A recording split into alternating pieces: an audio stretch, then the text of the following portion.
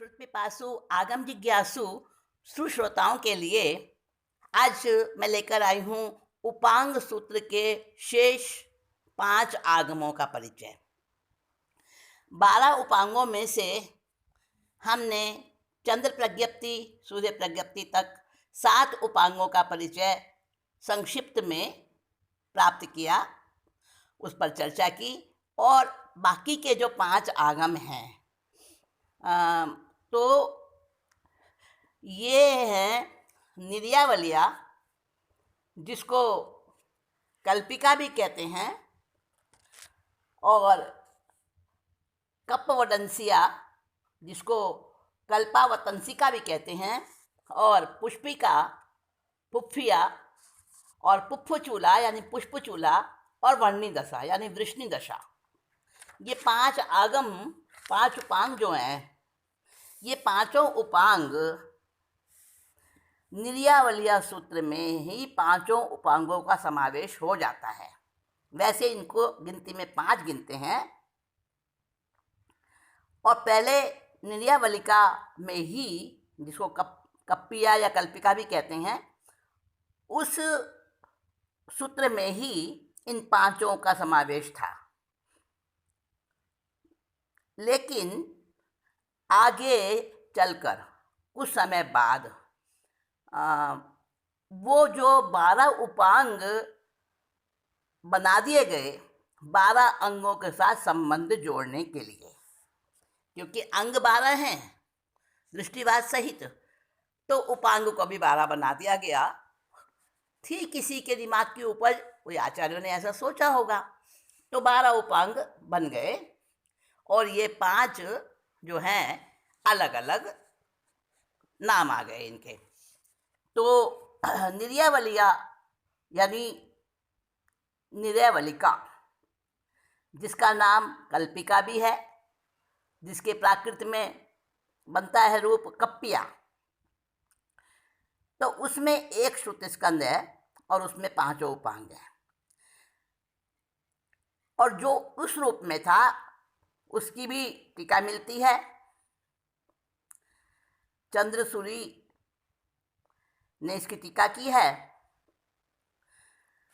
राजगृह में विहार करते समय सुधर्मा स्वामी गंधर जो थे, उन्होंने अपने शिष्य आर्यजम्बू स्वामी के प्रश्नों का समाधान करने के लिए इन 5 उपांगों का प्रतिपादन किया था। अर्थात जो सुधर्मा स्वामी और जम्बू स्वामी के बीच में जो प्रश्न उत्तर हुए हैं वो इन 5 आगमों में है, 5 उपांगों में है।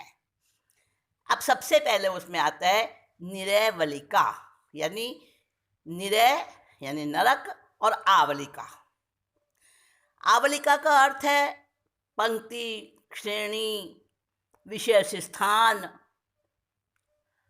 तो उसमें 10 अध्ययन हैं। निर्यावलिया सूत्र में 10 अध्ययन हैं, जिसके पहले अध्ययन में शनिक का पुत्र, शनिक महाराज का पुत्र कुणिक, जिसे अजात शत्रु भी कहा गया है इतिहास में, तो उसका जन्म, कुणिक ने अपने पिता शनिक को जेल में डाला, स्वयं सिंहासन पर बैठा, फिर शनिक की आत्महत्या कैसे हुई, नरक गमन हुआ, और कुणिक का अपने छोटे भाई विहल कुमार से हार और हाथी, देवाधिष्ठित हार और शेषनक हाथी लौटाने के लिए युद्ध, और फिर वो रथमुसल और शिलाकंटक संग्राम, ये 2 संग्रामों का वर्णन है।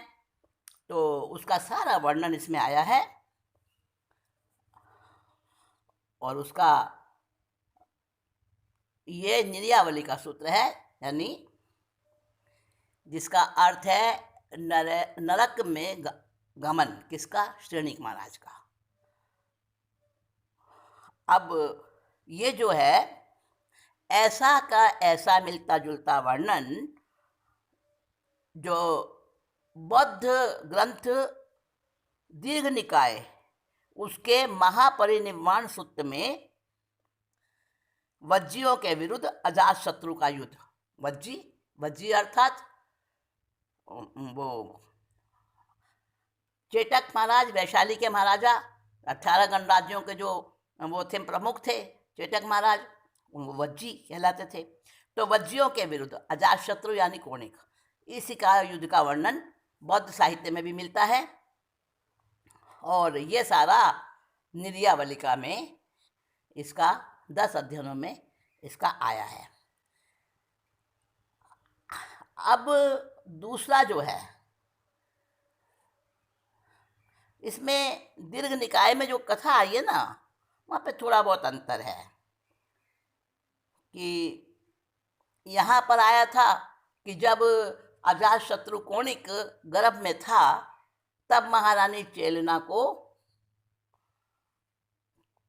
दोहद उत्पन्न हुआ था। दोहद कहते हैं गर्भवती स्त्री की एक गहरी अंतरंग इच्छा होती है, अगर वो पूर्ण हो जाए तो वो प्रसन्न रहती है, अगर उसका दोहद पूर्ण ना हो सके किसी कारण से तो वो परेशान, रोगी, कमज़ोर जैसी बनती जाती है और गर्भ के जीव पर भी उसका असर पड़ता है। तो दोहद अच्छे भी उत्पन्न होते हैं, शुभ भी होते हैं, अशुभ भी होते हैं। तो महारानी चेलना को दोहद उत्पन्न हुआ था उस गर्भ में, जब कोणिक का गर्भ हुआ था ना, गर्भाधान हुआ था उस समय, तो गर्भ अवस्था में उत्पन्न हुआ था दोहद उनको, महारानी को। तो हमारे यहाँ तो वर्णन आता है जैन में तो कि राजा शनिक के कलेजे का मांस खाऊं, ऐसा दोहद उत्पन्न हुआ था। और बौद्ध जो ग्रंथ है दीर्घ निकाय, उसमें महापरिनिर्वाण सूत्र है, उसमें वर्णन आता है कि ऐसा दोहद उत्पन्न हुआ था कि राजा शनिक के दाहिने घुटने का खून पीऊं। बस बाकी सारी चीज़ें लगभग वैसी ही हैं। तो बौद्ध में भी इस प्रकार का वर्णन आया है। ये जो है निर्यावली का सूत्र है। दूसरा है कप्पवडंसिया, जिसका कि संस्कृत में बनता है, हिंदी में बनता है कल्पावतंसिका। कल्पावतंस अर्थात विमानवासी देव। इसमें 10 अध्ययन है। राजा शनिक के 10 पोतों का वर्णन है इसके अंदर, पौत्रों का वर्णन है। तो वो जो कल्पावतंसिका है ना, 10 पोते जो हुए हैं राजा शनिक के, कौन से, यानी कोणिक के पुत्र, उनका वर्णन है। जो कि इनका वर्णन कहाँ आता है, उसमें भी आता है, अंतगढ़ सूत्र में भी आता है शनिक के पोतों का वर्णन। और तीसरा जो ग्रंथ है पुष्पिका, पुष्पिका के अंदर इसमें भी 10 अध्ययन है। और पहले दूसरे अध्ययनों में चंद्र और सूर्य का वर्णन है, यानी जो वर्तमान में चंद्रदेव है, यानी जो चंद्र इंद्र है, इंद्र 2 हैं ज्योतिष देवों के, चंद्र भी इंद्र है और सूर्य भी इंद्र है। ज्योतिष देव 5 है ना, चंद्र, सूर्य, ग्रह, नक्षत्र, तारा। अब इनमें से 2 इंद्र हैं, चंद्र इंद्र है और सूर्य इंद्र है। तो पहले अध्ययन में चंद्र का, दूसरे अध्ययन में सूर्य का वर्णन है पुष्पिका में। और तीसरे अध्ययन में सोमिल ब्राह्मण की कथा है। अब देखिए, सोमिल यहाँ पे तापस है, वो सोमिल नहीं जो एक सुकुमार जी के वर्णन में सोमिल ब्राह्मण आता है, वो अंगारे रखता है सिर के ऊपर, वो सोमिल अलग है, ये सोमिल अलग है। ये सोमिल तापस है ये भी ब्राह्मण, लेकिन इसने तापसी दीक्षा ग्रहण करी थी तो ये तापस कहलाता है। तो वानप्रस्थ तपस्वियों की दीक्षा इसने ग्रहण की थी सोमिल ने। वो 4 दिशाओं में पूजा करता था, भुजाएं ऊपर उठाकर सूर्य की तरफ मुंह करके वो अध्यापना लेता था। और किस प्रकार से वो आहार ग्रहण करता था, उसका आहार का पात्र कैसा होता था, पालने की विधि कैसी होती थी, वो सारा वर्णन सोमिल के तापस जीवन का वर्णन है उसमें। और भी तापसों का वर्णन भी आता है, दूसरे तापसों का, विशेष सोमिल का आता है तीसरे अध्ययन में पुष्पिका के। और पुष्पिका के चौथे अध्ययन में सुभद्रा नाम की एक साध्वी है, उसकी कथा आती है। वो संतान नहीं होने के कारण से अपने जीवन में बड़ी दुखी थी और फिर सुव्रता साध्वी उनके घर पर आए थे भिक्षा को, तो उसने साध्वियों से कहा, तो साध्वियों ने कहा कि भाई हम इस तरह की बातें नहीं करते हैं, ऐसा कुछ उपाय नहीं हम बताते हैं। अगर तुम्हारे को अपने जीवन में सुख शांति प्राप्त करनी हो तो कर्मों से युद्ध करो, पूर्व जन्म के कर्म है उसकी वजह से आपको संतान नहीं है। तो उन्होंने इस प्रकार से धर्मोपदेश किया कि उसकी दीक्षा की भावना बन गई सुभद्रा की, और सुभद्रा ने श्रमण दीक्षा ग्रहण कर ली थी, यानी साध्वी बन गई थी। लेकिन साध्वी बनने के बाद भी क्योंकि उसकी संतान नहीं थी, वो अंदर में उसके एक पीड़ा थी, एक अभाव था, एक ग्रंथि बनी हुई थी। तो जो छोटे बच्चे आते ना, दिखाई देते, साध्वी जीवन है तो आते भी थे बच्चे अपने माता पिता के साथ में, या कहीं दिख जाते बच्चे तो बच्चों से बड़ा स्नेह करती वो। हाँ, बच्चों से स्नेह करना कोई गलत नहीं है, बच्चे तो भगवान का रूप होते हैं। लेकिन वो तो उससे आगे बढ़ गई सुभद्रा साध्वी, और उसने क्या किया, बच्चों का श्रृंगार करती, उनको खाने पीने की चीज़ें देती, कभी उनको गोद में बिठा लेती, यानी लड़कों को नहीं, लड़कियों को। हाँ, तो गोद में बैठा लेती, उन्हें खिलाती पिलाती, उनके साथ में खेलती। बहुत समझाया गुरु ने सुव्रता ने, लेकिन वो नहीं मानती। वो कहती इसमें क्या बुराई है, कौन सा नियम भंग हो रहा है इसमें, मैं तो कोई दोष का कार्य कर नहीं रही हूँ। और इस प्रकार से वो करती रही। आखिरकार बहुत समझाया, नहीं मानी, तो फिर ऐसे उसने अपने साधु जीवन में दोष लगाए, और उसका सारा वर्णन है, सारी कथा है सुभद्रा साध्वी की।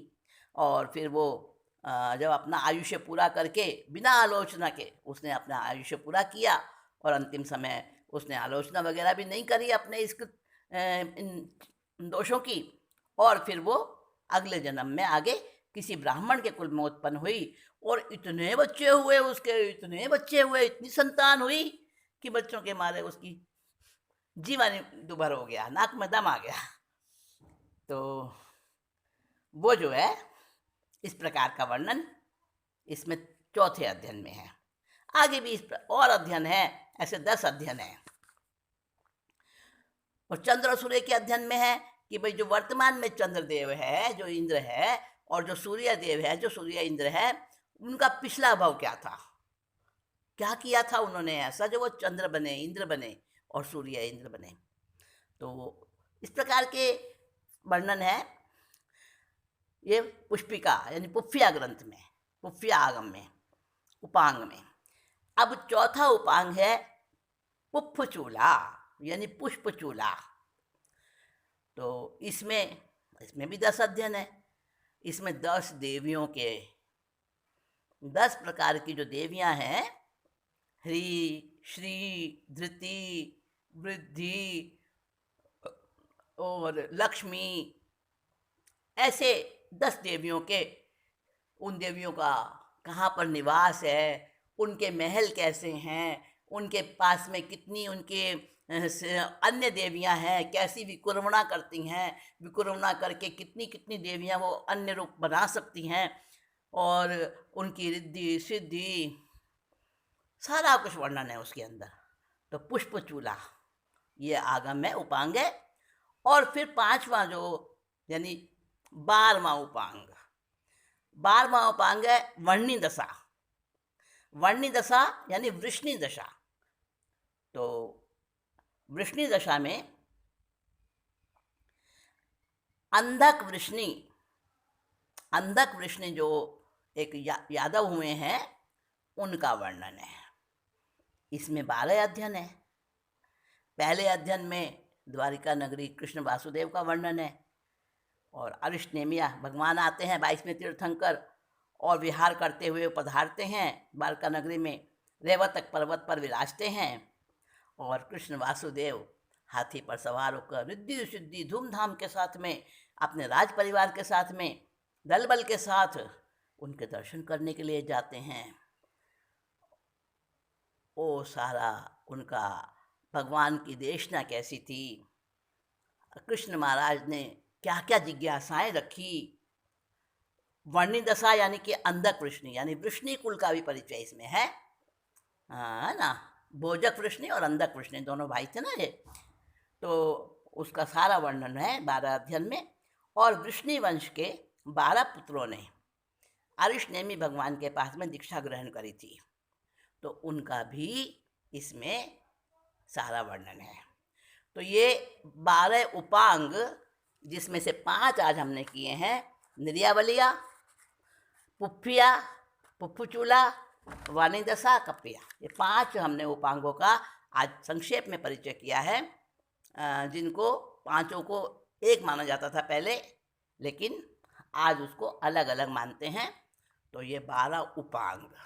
अब हमने 12 अंग और 12 उपांग दोनों का बहुत सरल संक्षिप्त परिचय हमने प्राप्त कर लिया है कि हमारे इन अंग और उपांगों में, इन जैनागमों में उस समय की राजनीतिक, भौगोलिक, सामाजिक, आर्थिक और हर तरह की परिस्थितियाँ कैसी होती थी, कैसे रीति रिवाज होते थे, राजा किस तरह से प्रजा का पालन करते थे, कौन कौन से पर्व त्योहार होते थे, और कैसी कैसी उस समय उपासना की पद्धतियाँ होती थी, कैसे दंड विधान होते थे, राज्य व्यवस्थाएं कैसी होती थी, भवनों की, राजमहलों की, राजमार्गों की, नगरों की, चैत्यों की सब बनावट कैसी होती थी, रचना कैसी होती थी, वो सारा हमें परिचय मिलता है। उस समय के जो जनता और राजा के संबंध होते थे वो भी पता चलता है, और किस प्रकार से राज्यों के अंदर व्यापार, वाणिज्य, जनजीवन सामान्य रूप से, और युद्ध कैसे होते थे, युद्धों में क्या आयुध, हथियार वगैरह किस प्रकार के हुआ करते थे, दंड नीतियाँ, युद्ध नीतियाँ, कर नीतियाँ, शिक्षा कैसी होती थी, गुरु शिष्य के संबंध कैसे होते थे, राज्य की सुरक्षा किस प्रकार से हुआ करती थी, बहुत सारी चीज़ें हमको पता चलती हैं और आनंद आता है, नई नई जानकारी मिलती है और उससे अच्छा लगता है। तत्कालीन सारा का सारा चित्रण हमें इन जैनागमों में प्राप्त होता है। तो हमें इसको पढ़ने का, आगमों को पढ़ने का मानस बनाना चाहिए। समय निकालकर, रुचि बनाकर अगर हम इसको पढ़ना शुरू करेंगे तो ज़रूर आगे और जानने की इच्छा प्रबल होती जाएगी, और हम फालतू में दूसरी बातों में समय ना बिताकर हमारा वो समय स्वाध्याय में बीतेगा, शुभ ध्यान में बीतेगा। तो इतना ही कहकर मैं पुनः पुनः प्रेरणा देती हूँ आगमों के अध्ययन अध्यापन की, उनके पठन पाठन की।